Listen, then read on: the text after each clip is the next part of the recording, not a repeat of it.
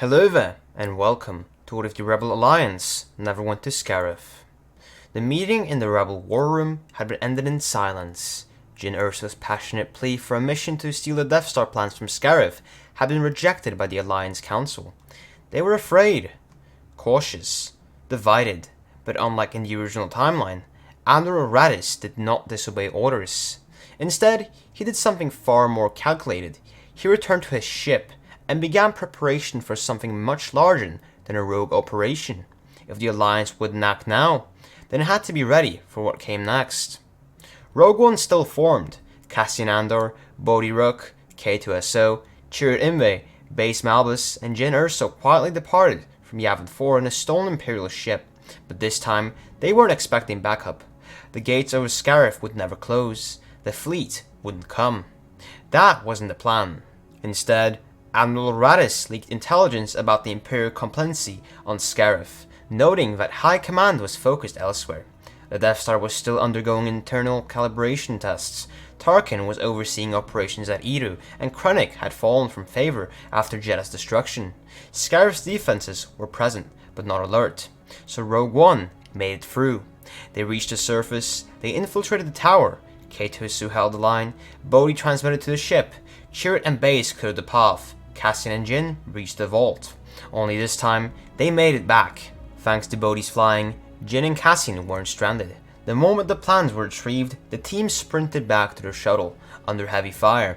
K2SO, riddled with blaster damage, still limped aboard, barely. But they made it off-world, and by the time the Empire realized what was happening, they were gone. When the Rogue One shuttle burst through hyperspace and reappeared over Yavin 4, the control room fell silent. Mon Mothma rushed down to the hangar in disbelief. General Draven was speechless. The survivors limped down the ramp, weary and scarred, but alive. And Jyn Erso was holding the data cartridge. "The Death Star has a weakness," she said, barely able to stand. "My father built it in." The room erupted in gasps, questions and movement. Within hours, Rebel engineers decrypted the plans and confirmed the truth. A single, narrow exhaust port, the target that could destroy the entire battle station. Suddenly, the rebellion had purpose, proof, and something to rally behind. Unlike the original timeline, the Battle of Scarif hadn't exposed the rebel fleet. Admiral Radis' flagship had never jumped in. The Empire didn't track them. There was no Vader boarding scene, no frantic transmission, no desperate handoff to Leia. Instead, they had time. Admiral Radis' gamble paid off. While Rogue One succeeded quietly, he had spent days mobilizing, rallying fleets, fortifying outposts, preparing rebel cells across the Mid-Rim and Outer Rim. By the time the plans returned, Radis had dozens of ships prepared for coordinated strikes. The rebellion had evolved from a scattered resistance into a true army. Leia Organa, fresh from Alderaan, joined Radis in planning the next move.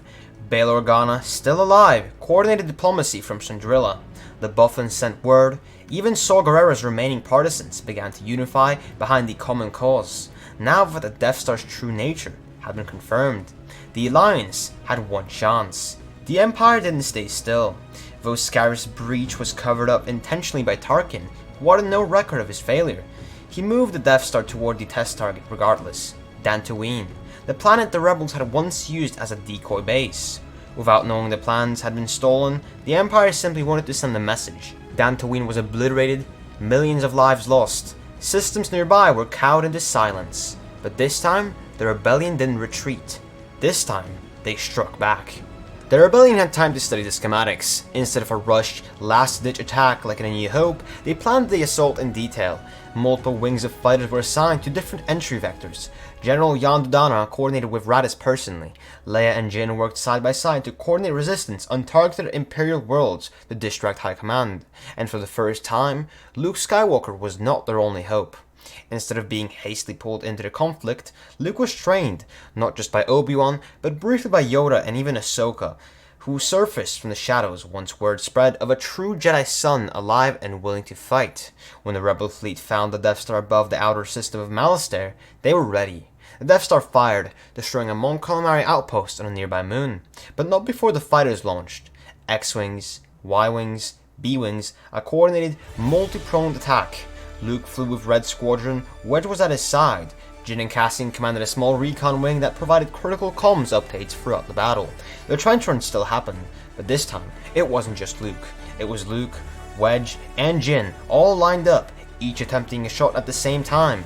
Vader still joined the fray, and his TIE advanced, slicing through the rebel squadrons. But he wasn't the only one ready. Cassian had predicted Vader's response, and Rogue One coordinated with General Raddus to pull an ambush.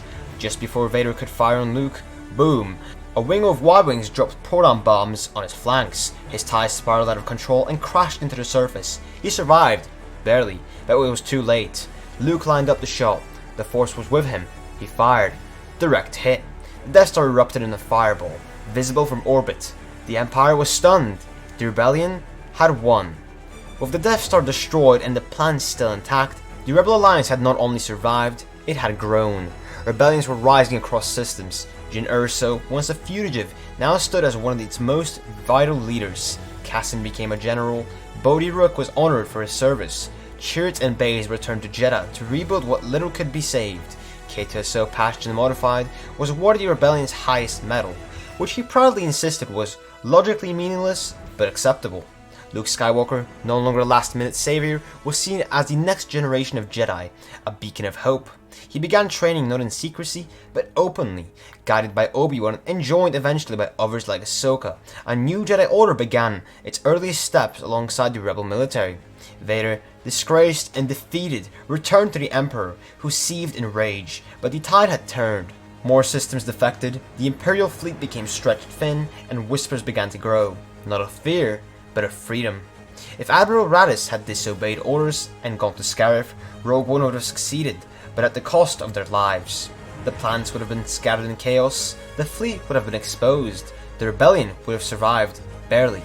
But because Raddus prepared for war, and Rogue One made it home, the Alliance gained more than just a weapon to exploit. They gained momentum, unity, time, leadership.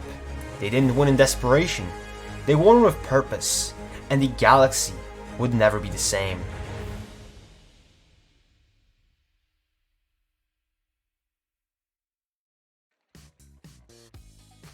And that is it for what if the Rebel Alliance never went to Scarif. Now you probably noticed that this video does not have the thumbnail as the background, and I always do, but reason is when I'm making this, the thumbnail for the video has not been made yet, and I am kind of leaving for vacation soon, so I'm not really going to be able to go in and change the background of the video. So I hope it's alright. This and the next what if are going to have no thumbnail as the background, so I hope that is fine. But yeah, if you guys enjoyed, make sure to subscribe. We're trying to reach 1,000 subscribers. Once we do, we're going to do a face reveal. Like the video and turn notifications on to be notified about the next time I post a Star Wars what if. I try to post a Star Wars what if every single Thursday and Sunday, or 2 times a week. Also, if you want to support the channel and get exclusive perks, consider joining our Patreon, link in the description. And if you want to join our Discord server, then yeah, link in the description. Also, this what if, really like it. It's a short, nice little what if, yet it does allow for part 2. So if you guys want to see that, let me know in the comment section. And yeah, drop a comment of anything. I appreciate all comments. Anyway, that is it for this what if. Thank you very much for watching. This is the way, and may the Force be with you. Until then, I will see you next time. Hey, you didn't watch it? Well, check out the video on the left side of the screen, which is specifically recommended for you, or check out the playlist on the right of the screen, which contains similar videos to this one, made by me, of course. Hey, remember, subscribe.